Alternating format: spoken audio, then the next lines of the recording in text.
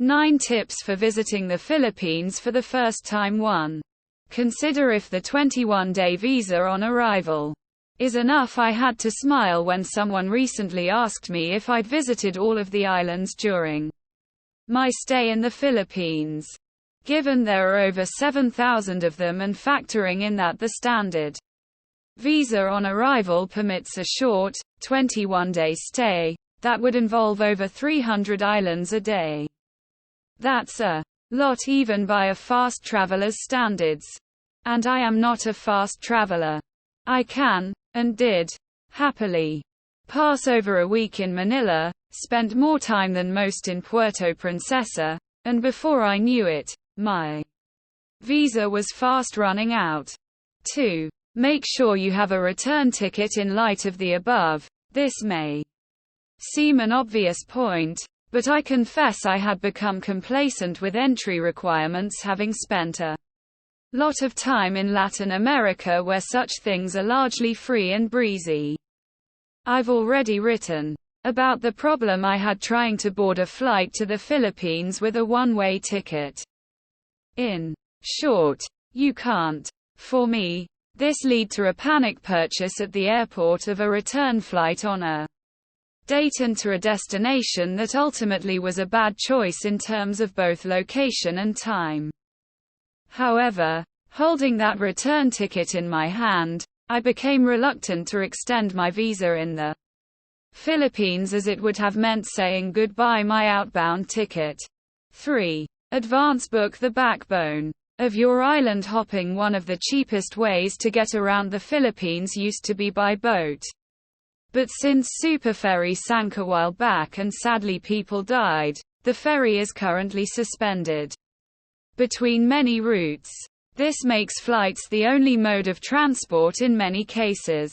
The good news is that the routes are competitive, served by a number of airlines, including Air Asia, Zest Philippines Airlines, Tiger Airways and Cebu Pacific Air. The downside for wing-it travelers, like myself, is that the cheap promo fares sell out quickly, making impulse flight purchasing pretty expensive. Once again, Hawaii with its well-priced last-minute inter-island tickets lured me into a false sense of travel impulsiveness. 4. Remember, it is a developing nation. This may seem like another obvious point, but travel through mainland Southeast Asia for any extended period of time and it's easy to take basic amenities for granted. In that respect, the Philippines is different. 5. Hit the ground running if you have the 21-day visa. Did I mention that I'm a snail-like traveler? Consequently, I always take a few days to acclimatize to a new country. Usually in its capital city, exploring the food, the culture and the people before doing any real sightseeing. 6. Book beach accommodation and major sightseeing ahead of time. I feel like a killjoy with the repetitive message to plan ahead, but my impulsive travel approach tripped me up so many times in the Philippines, including when it came to getting good, well-priced accommodation. In cities like Manila, cheap accommodation is pretty easy to come by.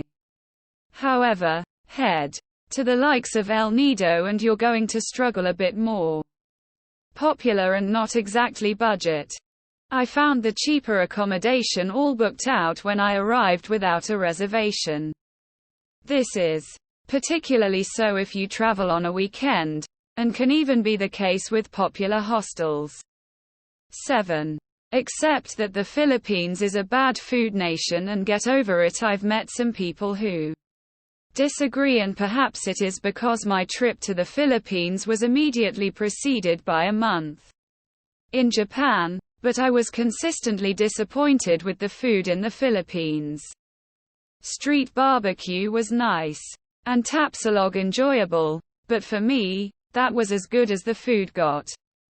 Unfortunately, fast food predominates in the Philippines, where burger joints like Jollibee seem to be an institution. I love to eat local, and I spent weeks trying to search for something that simply doesn't exist. Consistently good food. In my final week in the Philippines, I accepted that the food isn't their finest asset. With that disappointment gotten over, I ate amazing Indian, Japanese, European and Thai food during my stay, as well as devouring the Sofitel Manila Sunday brunch, banishing the guilt at not eating local. 8. Don't expect the Philippines to be Thailand 30 years ago. It's true that the hordes who have deeply trodden and churned up the banana pancake trail in the rest of Southeast Asia have barely begun to step foot in the Philippines. And for that reason many people expect the Philippines to represent some sort of panacea to the overcrowding of the beaches that has seized Thailand. Sadly, the Philippines has long been discovered by the beach-loving crowd, and the party is well underway. 9. Don't be beaten. The most important thing I came away from the Philippines with was determination. I feel like I have barely scratched the surface of this beautiful country, and my time to leave came too soon. But I will not be beaten. I will return. But next time I will have a much firmer plan in mind.